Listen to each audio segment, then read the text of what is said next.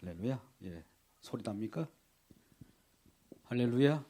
네. 가까이 와 있으면 좋겠어요. 오후에 또 졸리는 시간이고 멀리 있다 보니까 오후에 우리가 성경 파노라를 보다 보니까 좀 글자가 너무 작아요. 스크린을 또 클로즈업 시켜도 눈이 피곤하면 졸음이 올 것 같아서 직접 이제 신약 시대에는 좀 실체를 저의 손에 한번 맡겨서 여러분에게 설명해 보고자 합니다. 짧은 시간이지만 벌써 이제 15분이 됐잖아요. 신약 성경 전체를 이렇게 다 하기는 부족할지라도 빨리 해보겠습니다. 여러분들이 빨리 따라오셔야 되고요. 네, 그래요. 이 뒤에가 이제 안 받쳐지면 이제 좀 미끄러나죠. 우리 선생님들이 자, 우리 신약입니다. 신약. 우리가 마가복음 1장 1절에 하나님의 아들 예수 그리스도의 복음의 뭐라고 그래? 복음의 시작이라. 조금 이제 제가 글씨 쓸 때는 그냥 글체가 저도 글씨를 잘 씁니다만 빨리 해야 되니까 여러분들 그렇게 아시고, 복음이 시작되려고 하면 이제 어둠 가운데 빛으로 오시잖아요. 그래서 복음이라고 하는 복음서가 있죠. 복음서. 신약에는 복음서가 있고, 우리가 보면 복음서. 복음서에 또 같이 이 복음서와 함께 역사서라고 하는 것이 있습니다. 이런 토대 위에, 이 터예요. 터 위에 뭔가 집을 지려고 하면은 기둥이 필요할 거 아니겠어요? 기둥이 필요하고 그 다음에 집이 생겼는데, 우리가 이제 복음서가 지금 공관복음이 있고 요한복음 해서 사복음서라고 그러죠. 사복음서가 뭐가 있죠? 해중 선생 마태. 감사합니다. 빨랐어요. 마태, 마가, 누가, 요한 그러네요. 누가, 요한. 이게 네 개가 있죠. 마태, 마가, 누가를 뭐라고 그래요? 복음서의 공관, 같은 관점을 해서 봤다 해서 공관복음. 요한복음은 좀 색다른 면이 있어서 별도로 나오지만 이걸 사복음서라고 하죠. 사복음서. 그 다음에 누가복음의 연장선상에서 쓰는 그 역사서가 있는데 사도행전이 있어요. 행전은 누가 기록했나요? 누가 기록했냐고 하니까 누가 맞아요. 누가복음을 쓴 저자가 사도행전까지 연장해서 이 사도행전이 한 권이 있어요. 이런 이 복음서와 역사서, 이 복음도 어떻게 보면 우리의 토대가 되기 때문에 구속사, 우리 생명을 주는 역사라 해서 같이 역사로 나누어 주기도 합니다. 그래서 마태, 마가, 누가, 요한 플러스 사도행전까지가 우리 기초가 되는 겁니다. 그러면 이러한 기초 위에 이 말씀을 깨닫고 성령을 받아서 이 복음에 대한 이 성령을 받은 자가 복음을 누릴 거 아닙니까? 복음을 또 가르칠 거 아닙니까? 그런 자로 뽑힌 자가 누구죠? 사도죠. 사도로서 성경을 쓰고 또 성경을 기록할 목적으로 사도를 뽑히게 되는 것이죠. 그러면 우리는 사도 중에도 여러 사도가 있겠는데 가장 많이 우리에게 들려지는 회자되는 사도가 누굽니까? 사도 바울이라고 하죠. 바울로 썼던 바울이 이제 복음의 이 기초 복음이 제대로 전달되어서 그것을 제대로 맞이했는가를 보기하고 또 확인하고 전파하는 데 있어서 사도 바울이 등장하게 되고, 이 사도 바울이 있고 사도 베드로가 있어요. 베드로 크게 나누면요. 사도 바울. 베드로는 유대인의 유대인이니까, 물론 사도 바울도 마찬가지입니다만은 유대 교인에게 주로 복음을 증거했기 때문에 사도 베드로라고 하고, 또 유대 이방인에게는 누가 있어요? 이방인은 바울. 그러면 여기는 예루살렘을 주로 거점으로 삼지만은 이방인 바울 사도는 어디예요? 처음에 출발점이 이제 조금 올라가서 안디옥이라고 하는 곳에서부터 땅 끝까지 증인되는 이방 지역이죠. 이방 지역 이렇게 하게 됩니다. 그러면 우리가 사도 바울이 이제 믿음의 편지를 보내요. 이 믿음의 편지를 보낼 때 사도 바울이 믿음의 편지를 기록해서 보내는 이 사도 바울의 편지는 하나님 말씀일까 아닐까요? 사도 바울의 이야기입니까? 하나님의 말씀을 사도를 통해서 들려지는 겁니까? 예. 사도는 하나님 말씀을 직접 기록도 하고 전달도 하는 분이에요. 감동으로. 그게 사도라고 그래요. 그래서 사도 바울의 얘기를 요즘 날 바울 선생 이렇게 얕잡아 보는 분들이 있어요. 왜 그런지 좀 이따 설명드릴게요. 근데 사도 베드로, 사도 바울은 하나님 말씀을 쥐고 있는 분들이 그대로 하나님 말씀을 전달해요. 그래서 전달했을 때 각 교회들마다 제대로 복음이 예루살렘에서 출발해서 땅 끝까지 증인이 되는 그 복음의 말씀이 맞는가를 확인하기 위해서 사도 바울이 직접 편지를 보내고 또 직접 다녀보기도 해요.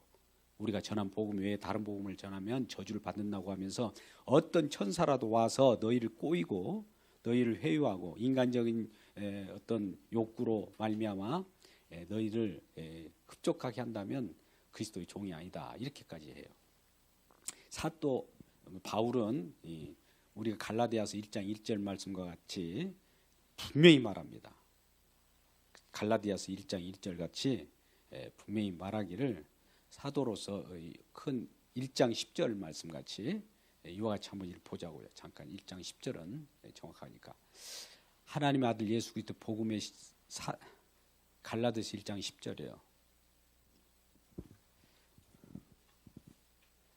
예, 내가 사람을 좋게 하랴 누구를 좋게 하랴고요? 하나님께 좋게 하여 사람에게 좋게 하게 하면 뭐라고 그래요? 기쁨을 구하면 누구의 종이 아니라고요? 그리스도의 종이 아니라. 사도 바울은 그리스도의 종이었어요. 오늘 본문 오늘 오전에도 마찬가지 로마서 1장 1절에서도 그리스도의 종 예수 그리스도의 종 바울은 이렇게 얘기하잖아요. 종 둘로스 종 하나님이 말씀한 것만 그대로 전달하는 거예요. 그러니까 사도 바울도 그리스도의 종으로서 그 전하는 하나님의 말씀을 전하게 되는데 사람들 기쁘게 하는 말씀이 아니에요. 그러니까 다들 싫어하죠. 그러니까 여기저기 야 우리에게 복음이라고 하면 희망을 주고 우리에게 즐거움을 주는 것이 기쁜 소식 맞는데 어떻게 이 기쁜 소식이 우리들을 좀 두렵게 하고 때에 따라서는 어떻게 책망하는 그런 편지를 보낼 수 있느냐라고 하고 막 지역 교회들마다 또 이 사도 바울이 아닌가 보다 사도가 아닌가 보다 이렇게 공격도 했어요. 그래서 사도성을 변증하죠. 나는 다메섹 도상에서 예수 그리스도를 만나서 사도로 이방인의 사도로 부름을 받았다. 그렇게 얘기하지 않습니까? 사도행전 9장에. 그래서 그 사도가 이제 각 지역마다 편지를 보낼 때 사도가 보낸 편지가 뭐라고 그래요? 바울 서신으로 바울 편지죠. 서신 몇 권이에요? 예, 13권 있습니다. 그러면 사도 바울이 지역 교회 로마 교회면 로마 교회에다 보낸 편지 수신자 이름을 따서 로마에 보낸 편지는 로마서, 고린도 교회에 보낸 편지는 뭐라 할까요? 예, 고린도 전후서 그렇게 돼요. 그러면 이런 사도 바울이 보낸 편지는 자기 이름을 붙이지 않고 받는 측에 수신자의 이름을 붙여가지고 서신을 썼어요. 근데 반대로 바울이 편지가 아닌 일반 서신이 있어요. 베드로를 비롯해가지고 또 알지 못하는 그런 분들이 보내는 편지들이 있는데 그들이 보내는 편지는 이렇게 됩니다. 이제 여기에 사도 똑같은 사도인데 일반 서신이라고 그래요. 일반 서신이 8권이 있는데 여기는 여러 자기 이름을 주로 발신처를 주로 가지고 얘기하는 경우가 많아요. 그래서 여기는 수신처, 이건 발신처 해서 이제 서신서가 이렇게 13권과 8권으로 나눠집니다. 이 정도는 좀 우리가 아셔야 돼요. 큰 기둥이라면 여후에는 아빠 장차 될 일, 이렇게 되어 왔고 현재 되어지고 장차 되어질 일에 대한 모든 부분들로 이 요한계시록이 있겠죠. 그러면 여러분, 우리 성경, 신약 성경 지금 총 몇 권입니까? 이렇게 갖고 5, 그다음에 6, 여기 전체 21. 그러면 전체 몇이에요? 27권이 되겠죠. 이 성경을 오늘 다 다루어 보려고 합니다. 큰 틀은 이 정도 아시면 돼요. 자, 복음서 위에, 터 위에 지금 2개의 어떤 서신서를 보내는 그런 믿음의 편지가 있어요. 그리고 장차 되어질 일에 대한 것들 마지막 최종적으로 계시록에서 마무리하는 것이 되겠습니다. 근데 여기서 보면 가장 중요한 것이 여기겠죠. 터 위에 이런 것들이 세워져야 되는데 계시록 위에다가 무엇을 세우고, 요즘 날 계시록만 강의하는 분들 있잖아요. 어디 나라에 보면 대부분 어디예요? 그런 데가? 예, 그렇죠. 이단들은 계시록, 장차 되어질 일, 그래가지고 되어질 일 이렇게 되니까 너희들 이렇게 준비하고 이렇게 어차피 가정을 버리고 나와, 막 이런 식으로 또 이렇게 꼬이더니 이게 계시록이에요. 근데 무엇부터 시작한다고요? 복음서. 그런데 이 복음서를 강조하다 보니까 이 서신들은 하나님 말씀이에요, 아니에요? 예? 말씀이죠. 그러면 동일한 권위가 있습니까? 아니면 이 복음서만 권위 있고 이런 것들은 권위가 없습니까? 예, 동일하죠. 근데 약간 바울 선생이란 표현했잖아요. 어느 무리들은 이 복음서를 중요시하고 다른 것들을 좀 소홀히 하는 경우가 있어요. 또 복음서 중에서도 예수님이 어록해가지고 빨간 글씨로, 여러분 성경책 보면 빨간 예수님이 말씀하신 직접 말씀하시는 말씀은 빨간 글씨로 돼 있죠. 요거에 비해서 또 옆에 검정 글씨로 되어 있는 하나님 말씀도 있고, 어떤 것이 더 중요해요? 예? 예, 제가 시험하는 것 같아요. 동일해요. 아니, 빨간 글씨가 더 돋보인데 아니에요. 그러다 보니 그렇게 생각하는 자들이 나타나기 시작했다고요. 이제 나중에 이제 그 얘기를 잠깐 언급해야 됩니다. 오전에도 잠깐 언급했는데 왜 그러냐면 이 베드로도 이 복음서 여기에 위주로 있었어요. 그러다 보니까 이런 서신들은 좀 얕봐요. 좀 그러겠죠? 그래서 이 베드로가 어떻게 처음에 시작했냐면은 유대인이잖아요, 이분도. 유대인 율법 신앙적으로 다른 관점을 보기 때문에 다른 서신서를 좀 안 좋게 봐요. 근데 보세요. 바울 선생이라고 하는 그렇게 얘기하는 분들 대부분 보면 어떤 이냐면 율법 신앙이 좀 강한 분들이에요. 베드로적 신앙을 가지고 있어요. 근데 사도 바울이 베드로가 어느 날 이 믿음을 받았어요. 베드로도 율법 신앙에서 그러잖아요. 그런데 베드로가 누군가 이방인들과 함께 믿음을 받았기 때문에 식사는 이제 자신 있게 하죠. 그죠? 이방인들과 식사하는 것을 꺼렸어요, 유대인들은. 근데 사도 바울이 온다는 소식을 듣고 어떻게 해요? 베드로가 주례나를 치죠. 왜 그래요? 아직도 율법 시간에 조금 있는 거예요. 믿음으로 받았는데 이방인들하고 식사하는 것이 뭐가 잘못있습니까? 지금 이방인하고 식사한다는 것은 믿음이 유대인으로 나서 이방인까지 다 미치는 거예요. 자, 유대인 첫 번째 유대인에게로라, 두 번에 이제 이방인에게까지 퍼져나가잖아요. 그래서 너희가 사도행전 1장 1절 말씀 보면 성령이 임하면 권능을 받고 예루살렘으로부터 사마리아와 땅 끝까지, 예루살렘과 유대와 사마리아와 땅 끝까지. 이때 예루살렘은 유대 지역이에요. 그죠? 그래가지고 그 가까운 사마리아 지역, 그다음에 땅 끝까지 가는 그런 이 팽창의 역사가 있다 보니까 유대인으로 출발해 가지고 유대인 지역에서 헬라 지역으로 또 전 세계 지역으로 가게 되는 거예요. 그러면 유대 지역에 있었던 사도 베드로 같은 경우 율법 시간에 충실해요. 그러니까 그들만이 고유적으로 다른 이방인에 비해서 더 우쭐한 그 유대기족 기독교인들이 그 자부심이 있어요. 이걸 일명, 그런데 이 복음, 유대인들이 기독교인이 돼갖고 예수를 믿는 그 기독교인이 됐는데 저 헬라 지역에서 로마에서 믿은 기독교인이 생겼다고 봅시다. 이방인이. 그럼 그 믿음이 다를까요? 똑같을까요? 묻겠습니다. 예, 같은 거죠. 같은 거라면 우리가 율법으로부터 율법을 중시했던 자들이 믿음으로 구원받은 거나 이방인들이 세상 속에서 세상 지혜로 살아가다 예수를 믿어서 구원받은 거나 똑같죠. 예? 예, 그래서 우리 요즘에 세관점 학파라고 하는 자들이 생겼는데요. 이것을 유대인들의 자존심을 좀 살려주자. 율법 신앙을 가지고 있었기 때문에 율법의 관심에서 그래도 하나님 말씀을 그래도 그나마 본보기로 가지고 간직하고 있었지 않느냐 해가지고 E.P. 센터스라든지 제임스 던이라고 하는 그런 자들이 나와서 새롭게 부각을 시켰어요. 유대인들의 전통, 유대인들만의 정체성을 살려주자. 그 정체성을 가지고는 구원받지 못하지만 그들만의 어떤 정체성이다라고 그냥 받아주고, 세상 속에 있는 이방인들은 세상 학문이나 지혜나 문명에 충실하더라도 그걸로 말미암아 예수 믿고 구원받을 수도 있고, 유대인들은 그 하나님 말씀을 소중히 간직하고 열심히 율법 신앙을 하지만 그럼에도 불구하고 율법에 의지하지 않고 그들도 믿음으로 구원받는 건데, 율법을 계속 간직하고 있는 것은 그들만의 정체성이다라고 인정하자는 거예요. 그냥 그들 봐주자. 그래서 여러분께 말씀드립니다.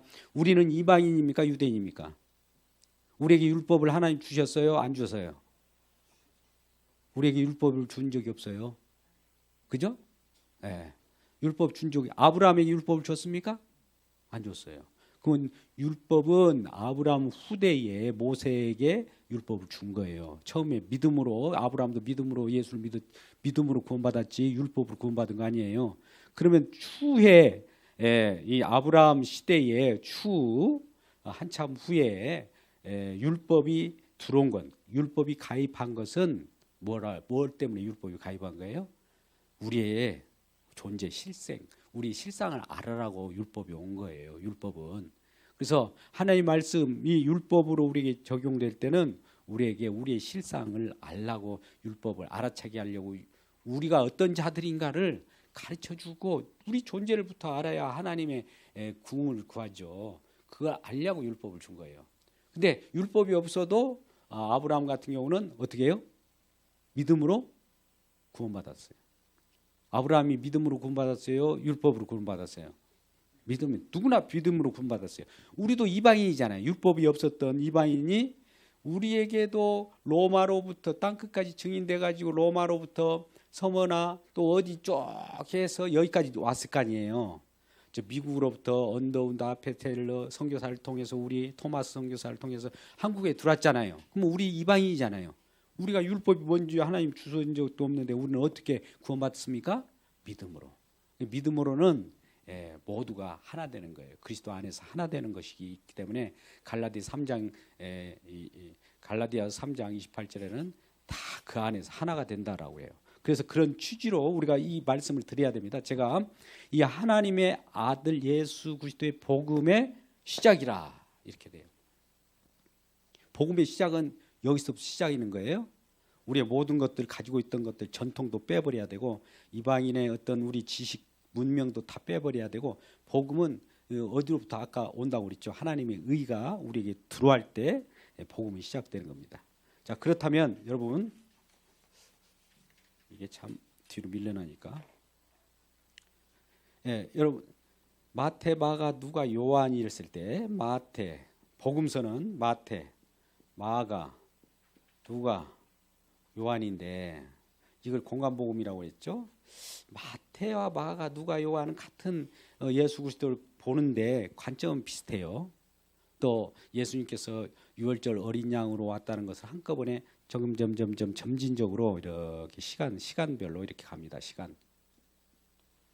시간에 따라서 처음에 마태복음 예수 그리스도의 계보라 해가지고 나타나기도 하고, 대부분 이제 탄생으로부터 사역과 예수님께서 마지막 십자가에 이루시니 이 시간순으로 돼가지고 십자가에 이루시는 것을 마지막 유월절 한 번 온 걸로 이렇게 얘기해요. 근데 요한복음에는 유월절을 4번을 이렇게 예수님이 예루살렘 성전에 오게 됩니다. 근데 시간별로 이렇게 처음에 탄생으로부터 뭐 해가지고 마지막 십자가에 졌다. 이런 시간의 순서로 나열하는 것은 공간, 가칭 관점이에요. 근데 요한복음에는 이렇게 시간이 아니라 시간을 이렇게 엎어놔 버렸어요. 거꾸로 이 관점만 잘 보세요. 왜 요한계시록을 요즘 날 풀어가지고 여러분을 미혹하고 세대주의적 어떤 그 역사적 전철론주의, 요즘에 세대주의적으로 어떻게 여러분을 꼬드기는 사람들이 너무 많기 때문에 그래요.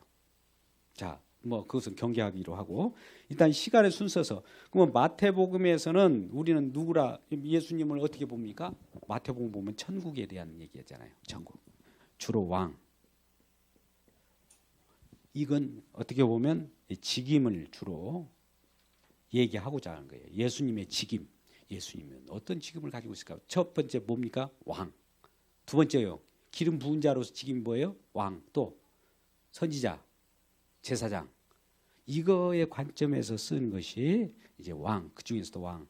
그러면 왕은 뭐 하는 왕이에요? 하나님 나라, 천국에 통치하는 주체자라는 거죠. 그 관점에서 쓰는 것이 이제 왕.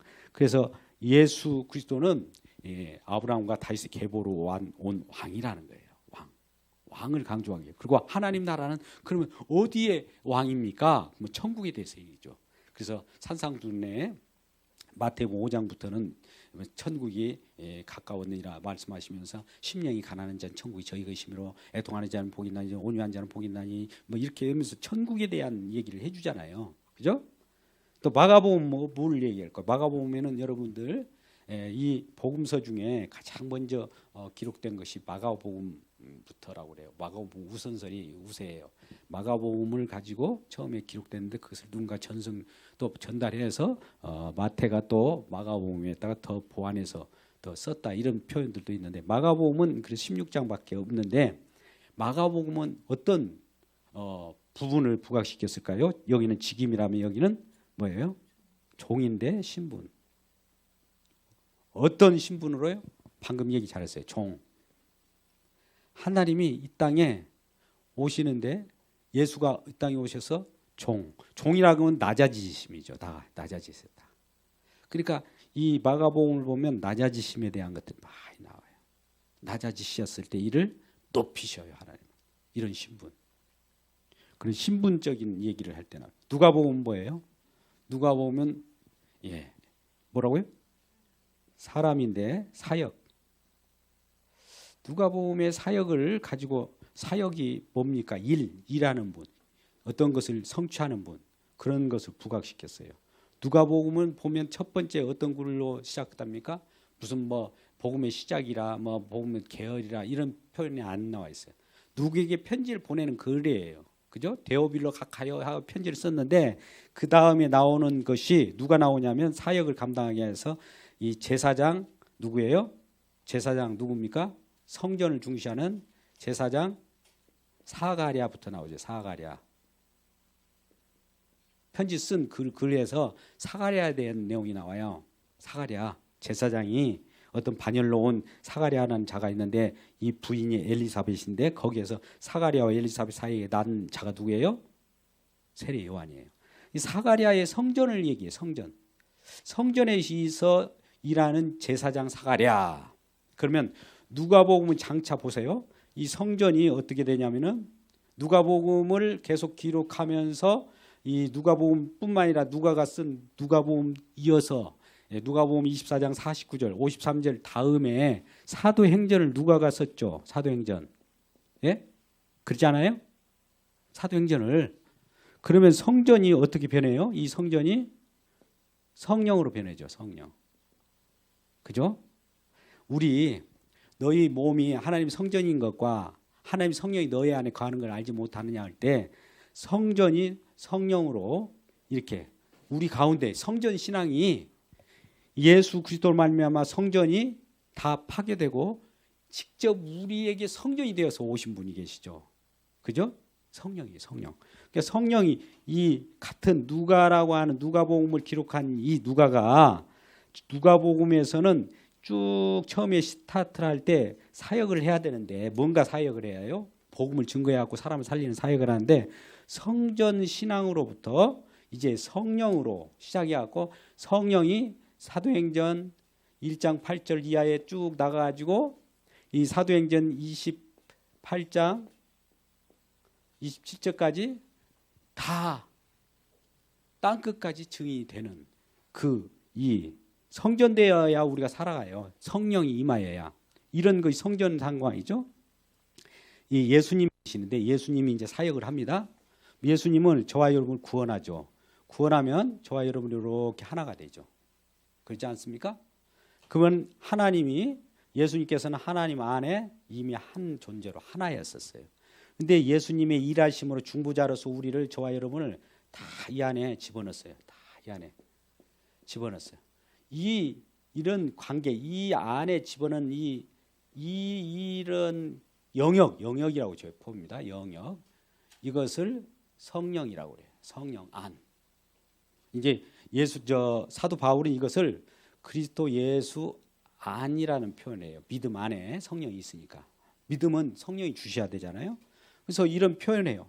이런 상황 속에 만들어내시면 우리가 하나님과 더불어서 너희가 내 안에 내가 너희 안에 내가 아버지 안에 있을 때 이럴 때 우리는 생명을 갖고 천국 백성이 되는 거예요. 누구도 이건 끊을 자 없다고 그랬어요. 이렇게 하나님이 이런 끈으로 묶어 주었기 때문에 이 결속한 것은 누구도 끊을 수 없어요. 자, 그러면 제가 왜 처음에 서두가 이렇게 길어졌느냐? 그 다음에 금방 풀어지는데요. 마태마가 누가 요한이 마태마가 누가복음은 공관복음죄가 있는데 여기는 왕에 대한 부분을 직임을 가지고 있고 이거는 이 신분의 종에 대한 신분, 주로 종으로서 낮아지심에 대한 부분이고 여기는 사역을 하는데 인간의 사역을 하는 당사자 이름이 구약에 나왔는데 이 인간이 구약에서는 다니엘서나 에스겔서 같으면은 인자가 그래요. 인자. 여기는 또 하나님의 아들도 아니고 사람의 아들이라는 거예요. 인간임을 강조하려고 그래요. 인간. 예? 그래서 인간으로서 우리가 왔는데 인간 속에 이 성전이 되어서 성령이 되어 성령 안에서 우리가 사역을 하는 이 부분만 먼저 아시고 그러면 요한복음은 같은 복음인데 복음이에요. 이것도 복음서잖아요. 복음서 중에 요한복음은 왜 여기다 별도로 놨느냐?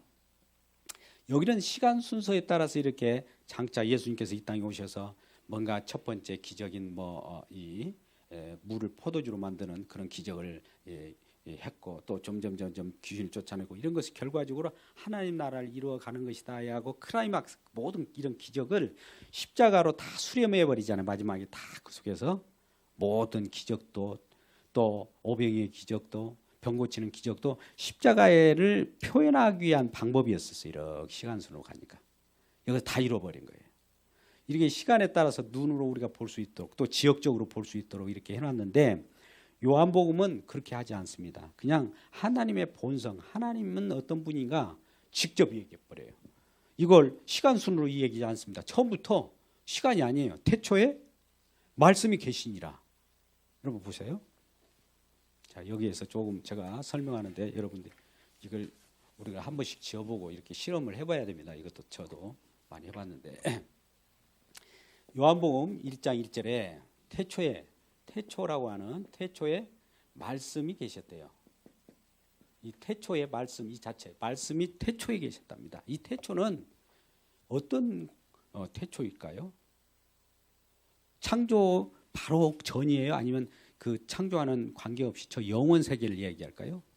영원이요. 영원 세계 속에 말씀이 계셨대요. 말씀 태초에 말씀이 계시냐? 이 말씀이 하나님과 함께 계셨으니 이 말씀은 곧 하나님이시라. 이 말씀이 말씀 하나님이 계시고 말씀 하나님이 계시고 하나님이신 하나님이 계셔요. 자, 여러분은 이거는 삼위 하나님 개념을 제가 설명을 드려야 되는데 시간이 없으므로 일단 이 말씀 하나님이 계시고 그냥 하나님이신 하나님이 계셔요. 또 이 안에 성령도 함께 계신데 성령이 운행하시니까 태초의 말씀 이와 같이 해서 이 말씀이신 하나님이 또 만물이 모든 이 세상이 창조물이 이 말씀으로 이루어졌다고 그래요. 그러면 창세기 1장 1절에서는 태초에 하나님 천지를 창조하시나 이 창조도 이분이 또 한 것처럼 얘기잖아요. 한 하나님인데 이렇게 표현을 해준단 말이죠. 그래서 이 말씀이 이 빛으로 오는 거예요. 이제 세상의 빛을 통해 가지고 쭉 오면서 어떤 시간적인 순서가 없어요. 여기는 물론 요한복음 21장이 마지막인데 어떤 하나님의 그 본성이 나타난 빛으로 오셨다. 하나님은 어떤 또 속성, 본성으로 오셨냐? 나는 이 하나님이 이게 예수님이 그러잖아요. 나는 뭐라고요? 나는 누구다? 나는 뭐라고요? 예, 길이요 진리요 생명 요한복음 14장 6절의 말씀 나오기 전에 뭐가 나와요? 나는 빛이요. 나는 뭐예요? 양의 문이요. 나는 떡이요. 목자요. 선한 목자요. 이런 자기의 본성을 직접 드러내 버리는 거예요. 이런 시간성으로 뭐 기적을 표현해 가지고 장차 좀 있어봐라 이 사람이 누굴까 기대감을 갖지 않고 직접 나는 나다. 나는 이런 사람이야. 나는 이런 하나님이야. 나는 이런 하나님의 아들이야. 직접 이렇게 선언해 버려요. 시간 순서 없이. 오자마자 태초에 말씀이 계셔. 말씀이 땅을 창조했어. 끝. 그리고 쭉 그러면서 이걸 영접하는 자, 그 뜻대로 부르시는 자한테는 하나님의 아들의 전 권세를 줄 거야. 그리고 말씀이 우리 가운데 임하시니까 말씀이 이 말씀이 이르 땅에 오았어요. 땅. 이건 영원 세계인데 영원 세계 속에서 이 땅이 창조 세계로 들어왔어요. 창조 세계 쭉 들어와서 딱 어떻게 됐냐면 요한복음 1장 14절에 말씀이 어떻게 해요? 육신이 되었다. 사람이 되었다는 거예요. 말씀이 육신되어 우리 가운데 거하심에 우리 가운데 보였어요. 우리가 그 영광을 보니까 야, 그 영광스러운데 영광을 보니 아버지 독생자 하나님의 아들 하나님의 아들 독생자 하나님의 아들로서의 독생자의 모습이 은혜가 충만한 모습이 보이는 거예요. 요한복음 1장 14절입니다. 뒤에 돌고 계신 분들은 정신 차리고 좀 띄워주시면 좋겠어요. 그래서 오후 시간은 존다고 하잖아요. 덥죠 많이. 자, 말씀이 육신되었어요. 말씀이 사람이 되었단 말이죠. 그러면 이 사람이 죄인으로 오는 사람입니까? 아니면 의인일까요? 세상에 의인은 없나니 하나도 없는데 이 영원 속에서 이 창조 세계는 의인이 없는데 의인이 들어와 버린 거예요. 의인이 없으면 우리는 살 수 없잖아요. 아브라함에게 소돔과 고모라를 내가 멸하려고 하는데 아브라함아 어떻게 하면 좋겠느냐. 아브라함이 아유 그 의인 몇 명 50명만 있어도 용서하시겠습니까? 45명, 30명, 20명, 10명. 의인이 없다는 거 아는 거예요. 세상에. 의인만 있으면 사는데 의인이 없어서 의인을 이게 우리가 만나면 살아요. 의인. 그래서 말씀이 육신되어 우리 가운데 거하신 그 영광이 독생자의 영광의 은혜와 진리가 충만하더라. 그걸 보면서 이 예수에 대해서 이분은 또 어떤 분들은 말씀이 육신으로 오셨다고 했어요. 말씀이 육신으로 갔는데 이런 표현을 조심해야 됩니다. 육신을 입고 오신 하나님. 여러분 이건 조심한 표현이에요. 앞으로 이제 가연설이라고 그래서 또 영지주의 이런 것들이 다 그런 데서 발착됩니다. 육신은 겉은 육신이야. 근데 속은 하나님 숨어 있다. 여러분 이렇게 생각하면 이해가 우리가 뭐 번듯 이해가 될 것 같은데 육신으로는 육신을 입고 온 하나님이 아니라 육신으로 온 하나님이에요. 사람 그 자체로 오신 하나님이지 그 하나님이신데 속이 사람 모습을 조금만 있다든지 또 사람 모습인데 속이 하나님이 있다든지 그건 아니에요. 이분은 완전한 신성과 하나님과 인성이 둘 다 이걸 이성이라고 그래요. 이성 두 가지 성 한 인격이에요. 이성 일인격. 한 예수님인데 신성과 인성이 있는데 이걸 우리가 이게 분리해서도 안 돼요. 분리 안 돼요. 구분하면 돼요. 구분은 할 수 있죠. 신성과 인성이 고루 갖추신 분인데 이 하나님 인성으로 오셨다는 거죠. 그 속에는 또 인성 속에 신성이 들어있는 것도 아니고 신성 속에 인성이 들어있는 게 아니라 이렇게 구분되어 있는데 특이한 신비한 본이에요. 이성 1인격이에요. 이런 분을 보셔야지.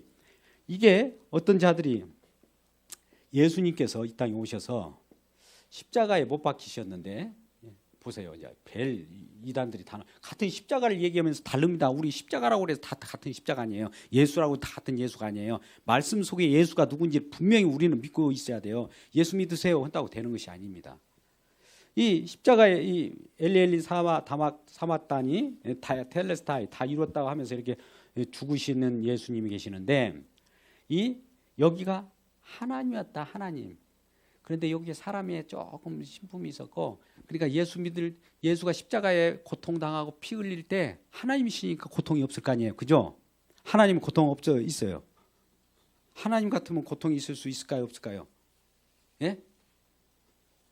인간으로 오셔야 인간의 아픔과 슬픔을 알죠. 그래서 인간은 그 슬픔과 아픔과 고통을 알기 위하여, 머리 둘 곳이 없는 것을 알기 위하여 인성을 취해서 왔단 말이죠. 인간으로 온 건데 이 인간이 사실은 하나님이로 막 돌아다니는 거예요.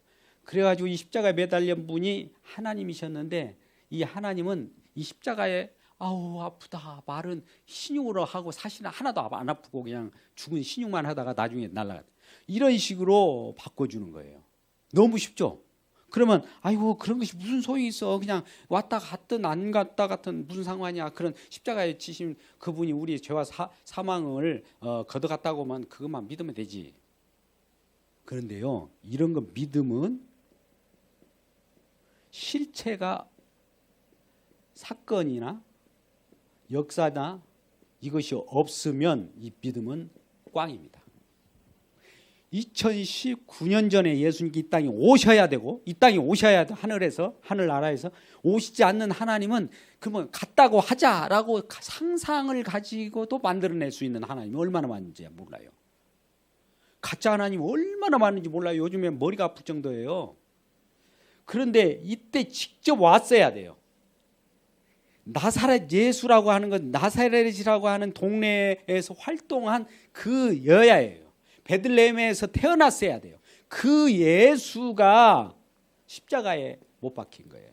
그 예수가 실제로 하나님이 보내신 과거에 구약에서 이런 자를 보내겠다 예언 또 약속했어요. 약속으로 누구를 보내겠다고 약속으로 성취되어서 오신 예수, 그 예수를 믿어야 해요. 여기가 없는 예수를 믿으면 안 돼요. 그러면 우리가 구약을 왜 봅니까? 신약만 예수만 믿으면 되지. 구약에 어떤 예수가 그 예수가 진짜 여기서 온 예수님이 맞은지 이 예언의 성취대로 오신 분인지 약속의 성취대로 오신 그분인가 확인해야 돼요. 그런데 이 성취된 이 십자가에 지신 분은 구약에 아까 같이 어떤 자라고 그랬어요? 첫 번째 마태복음에는 왕으로, 마가복음에는 종으로, 그다음 누가복음에는 뭐라고요? 사역을 하기 위해서 인간, 요한복음에는 하나님의 아들로. 이 오신다는 것을 확인하기 위해서 각각 이 마태 저자, 마가 저자, 누가 저자가 각 관점을 달리한 거예요. 왕. 그러니까 왕이라고 하는 것은 이 어떻게 보면 뭔가 통치권자 이 메시아 이걸 그 유대인들은 많이 이걸 즐거워요. 그러니까 마태복음은 유대인들 위주로 쓴 거예요. 유대인 위주로. 누가복음은 누구 위주로 썼을까? 그러면 이방인. 요한복음은 누구라도 모든 사람에게. 그런 특성이 있어요. 그래서 이런 부분들을 우리가 알고 성경을 보면 성경이 쉽게 눈에 옵니다. 아까 이 그림 봤죠? 처음에 가장 기초, 집을 질 때 기초가 뭐라고요? 사복음서하고 사도행전이 5개를. 우리 5손가락을 생각해 보죠. 5손가락의 기초. 그리고 왼쪽에 바울이 어디다 편지를 써요. 믿음의 편지를 썼는데 그게 몇 권이요? 바울 서신이 13. 그다음에 바울 말고 다른 사람들이 편지를 쓴 거 또 권면하는 목회서님 이런 것들 뭘까요? 8권. 8권. 그다음에 마지막에 뚜껑 거는 것은 뭐예요? 요한계시록.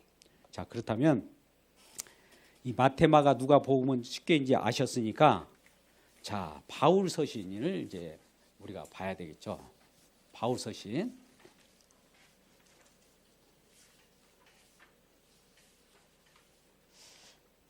바울 서신에 아까 13권이라고 했죠. 바울이 편지 보냈는데 바울 서신 13권이 뭐뭐 있을까? 13권을 한번 해봅시다. 여러분 알고 계세요? 네? 처음에 예? 로마서. 그다음에 고린도 전서, 고전, 고린도 후서, 그다음 갈라디아서, 그다음에 에베소서, 빌립보서, 골로새서, 빌레몬서. 그다음에요.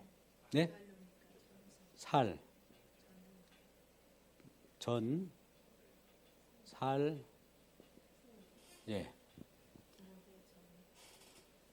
디모데, 전, 딤, 후, 디도서. 여러분 여기 보십시오. 자, 로마서, 고린도전서, 갈라서, 에빌로, 골몬, 살, 둘, 셋, 넷, 다섯. 뭐가 빠졌을까요? 이걸 이제 우리는 이 옥 중에서 썼어요. 로마 옥 중에서 썼어요. 로마에서 썼어요. 로마에서 썼는데 옥중 서신이고.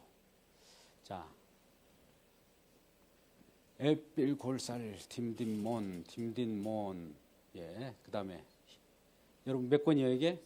13권 맞죠? 예. 이거는 특별히 로마 감옥에 마지막 4차, 3차 전도여행을 다 끝나고 마지막에 이제 연금을 가택히 로마에까지 갑니다.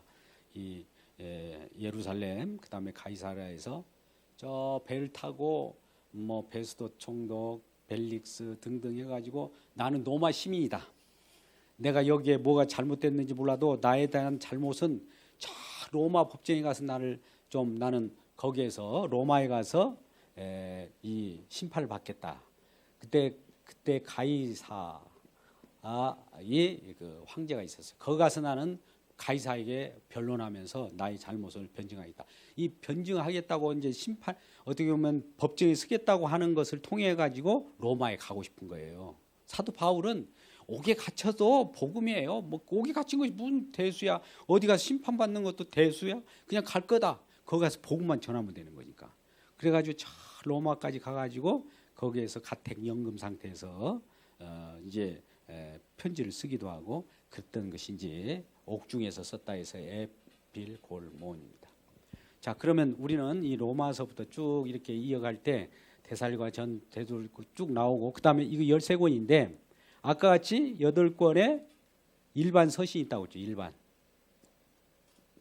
히브리서, 야고보서, 베드로 전, 베드로 후서, 요한 1, 요한 2, 요한 3, 유다서, 그다음에 마지막으로 한 권이 요한계시록이잖아요. 8권 맞는가 보죠. 2, 3, 4, 5, 6, 7, 8. 그죠? 자, 이 부분만 보면 돼요. 너무 어렵지 않아요. 자, 또 이걸 따라서 하려고 하면 좀 그러는데 이 8권은 쉽게 외울 수 있을 거예요. 희야, 벳, 요, 유, 개. 여기까지는 희야벳 요육에 하면 끝나는 건데 이 분을 여러분들 보세요. 이제 우리가 여기에 마태, 마가, 누가, 요한 4권 이렇게 하면 신약이 끝나는 거예요. 이게 전부가. 그거 어렵지 않죠? 이 정도는 누구라도 알죠? 뭐 이건 배경 지식이에요. 이건 복음은 아니에요. 지금 우리가 배경 지식을 통해서 뭔가 복음을 쉽게 읽으려고 하니까 이걸 하는 거예요.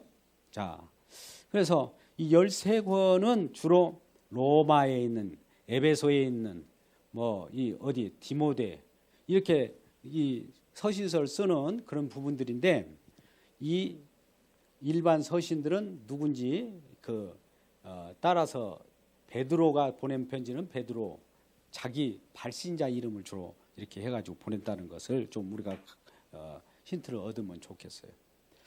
그러면 이 지역에 어떻게 운행됐는가만 잠깐 말씀을 하고 이제 마지막 이제 맞이를 다 끝나버렸네요. 이거 어떻게 할까?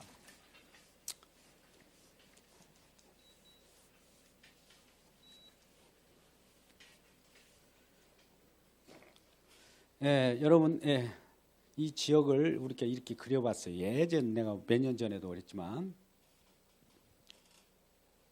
S자를 여러분 이렇게 또 S자 이렇게 이거 글 줄만 알면 돼.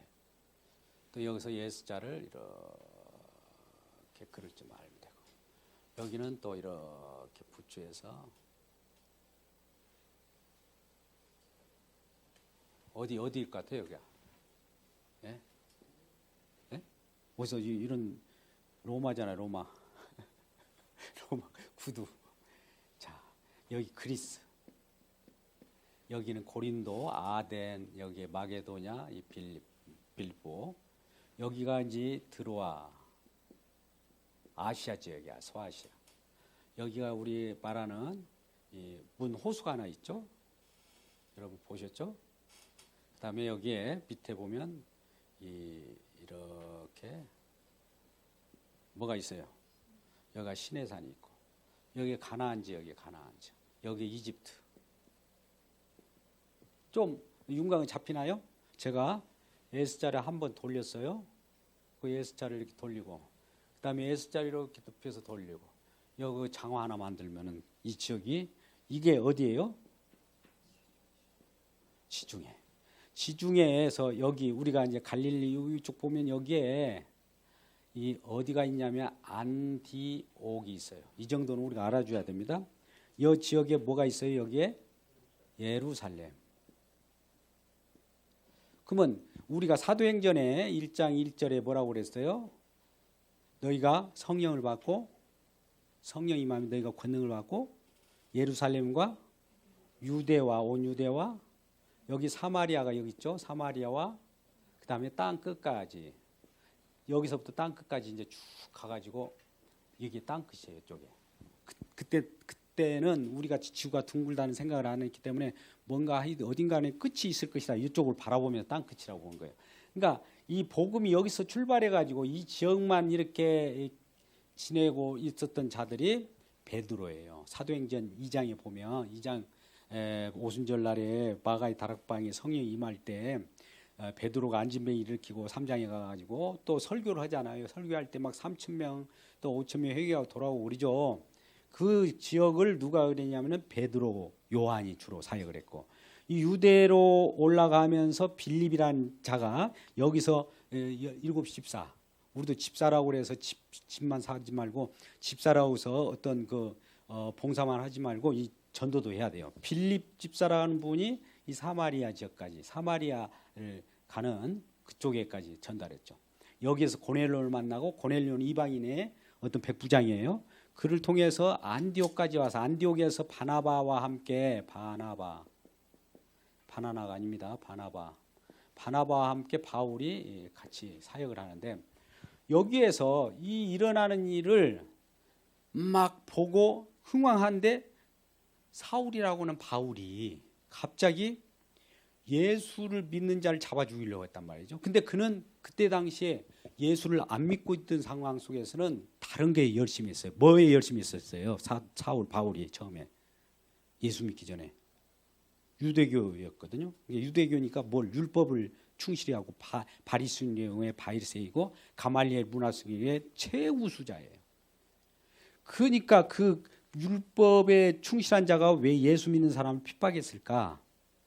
그래서 우리가 율법적인 체계 속에서는 좀 우리가 베드로적인 신앙을 가지면 우리는 그것에 우리가 좀 익숙하긴 하지만 조심해야 되고 그래서 여기 안디옥에서 바나바를 통해서 같이 목회를 하면서 이 지역을 돌게 됩니다. 순행하게 되는데 자, 사도 바울이 언제 예수를 만나고 직접 했냐면 사도행전 9장이죠. 그리고 13장에서 설교하고 나가는데 이 첫째 이 안디옥을 거점으로 하고 사도 바울이 3번 이쪽 땅끝까지 증인이 돼요. 3번 처음에. 그 다음에 로마에 가서 사찬하는데 처음에는 보세요. 제가 아까 이 지역을 뭐라고 그랬어요? 아시아. 소아시아입니다. 지금 아시아 여기 뭐 극동아시아가 아니에요.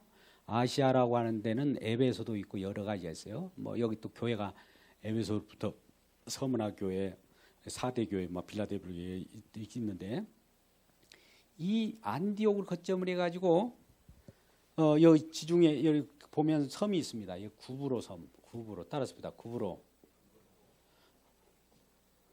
여기 지중해 중앙 정도는 그레데 따랐습니다. 그레데 여기는 밀리데 이렇게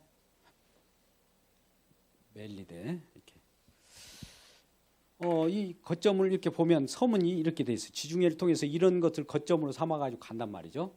그러면 안디옥에서 자 주의 예수님을 핍박했던 사도 바울이 결과적으로 예수를 만나고 나서 그 복음을 가지고 이제 어디 좀 있다가 하여튼 안디옥으로 출발해서 구브로를 통해서 구브로에 가 보니까 여기에 바보라는 데가 있어요.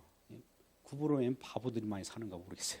바보라는 데를 통해 갖고 바보에서 위로 이 밤빌리아 지방이라고 하는 데가 있습니다. 밤빌리아에는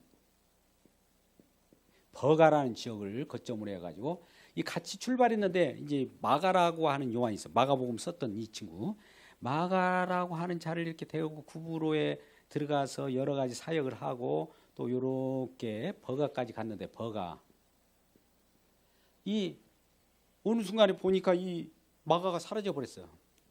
도망가 버렸어요. 마가가 이 선교 사역을 하다 보니까 여러 막 이 복음 전거하는 데가 복음 증거하면 사람들이 믿고 막 날뛰고 좋아할 것 같죠? 아니에요. 막 핍박하고 그러니까 아이고 못 살겠다 했고 마가라고 하는 이 요한 이 마가복음 썼던 그 사람은 도망가 버렸어. 어디로 사라져 버렸어. 그러니까 이 바울이 막 화가 났겠죠. 그럼에도 불구하고 밤빌리아에서 여기 오면 이 소아시아는 이 비시디안 안디옥이라는 데가 있어요. 이것도 안디옥인데 비시디안 여기 수리아 안디옥이고 비시디아 안디옥 비시디안 안디옥 정도 가가지고 거기서 또 사역을 하고 또 우측으로 좀 옵니다. 이거 이고니온이요. 니고니온, 루스트라, 그다음에 더베까지 여기까지 오고 다시 이렇게 들어오면서 이 구브로 섬을 거치지 않고 바로 안디옥으로 와요. 처음에 이렇게 출발해서 갔다가 이렇게 오는 거. 여러분 이게 1차 전도 여행이에요. 자, 1차 전도 여행 어떻게 갔다고요? 이렇게 갔다가 이렇게 왔다. 이 시자잖아요. 1차. 쉽죠? 이 지역이에요. 아셨죠? 전도 여행은 이 지역, 소아시아 지역. 두 번째 사도 바울이 그러고 나서 선교 보고를 하고 어떻는가? 선교 보고가 이 갈라디아 지방의 선교를 보고 왔는데 나중에 보니까 이 사람들이 사도 바울이 전하는 복음을 가지고 딴지를 거는 거예요. 그래서 갈라디아 서를 보냅니다. 이 갈라디아 지방이니까 갈라디아 서를 보내면서 갈라디아 1장 8절에 뭐라고 그래요? 갈라디아 1장 8절에 갈라디아 1장 8절을 보면 뭐라고 합니까? 다른 복음을 전하면 저주받는다. 저주받는다고 한단 말이에요. 저주한다고. 이 사도 바울이 복음 전하고 오니까 그 뒤에 또 율법적인 행위 할례를 해야 된다고 하고 뭘 해야 된다라고 자꾸 색깔 칠은 사람들이 와가지고 그것을 하는 거예요. 그러니까 내가 전한 복음 외에 다른 복음을 전한 자는 저주받는다. 그것이 누가 천사가 와서 너희들 꼬디 천사가 와서 복음 전하면 대단히 우리 믿잖아요. 천사가 와도 그건 아니다. 복음 전하는 그건 절대 안 된다라고 하면서 그 갈라디아서 썼고 그 다음에 야고보를 서술 씁니다. 야고보가 이제 여기에 유대 이 지역이 있지 않습니까? 야고보가 야고보서를 써요. 그러니까 갈라디아서 야고보가 이 즈음에 사도 바울이 1차 전도 여행을 하고 나서 쓰고 두 번에요. 이제 두 번째는 어디로 가냐면 보세요. 이 안디옥을 또 이제 거점으로 해가지고 다시 이 자가 이 루스드라를 거쳐서 이고니온 비시디아 안디옥을 통해 가지고 어디로 가냐면요. 여기 에베소로 가요. 에베소로 가가지고 이 아시아 지역을 다 전도하고 싶은데 다시 한번 이 성령은 예수의 영은 그리 가지 못하게 해요. 이쪽으로도 가지 못하게. 이쪽으로 가려고 할 때 에베소 이쪽 지역을 또 전도하려고 했더니 가지 말라고 그래요. 그래갖고 이 성령이 이렇게 가는 거예요. 이 지점 왔을 때 환상 가운데 이쪽에 있는 어떤 사람들이 환상 가운데 요리 오세요, 요리 오세요 막 환상 중에 불러드는 거예요.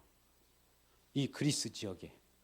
그래서 드로아에서 이 환상 가운데 그 성령이 임하는 걸 보고 이쪽 지역을 사실은 더 한번 붙어서 다 전도하려다가 이로 건너가요. 드로아에서 이 드로아에서 있을 때 드로아 지역에 있을 쯤이니까 저쪽 건너편에서 이쪽으로 들어와 이쪽으로 들어와 하는 거예요.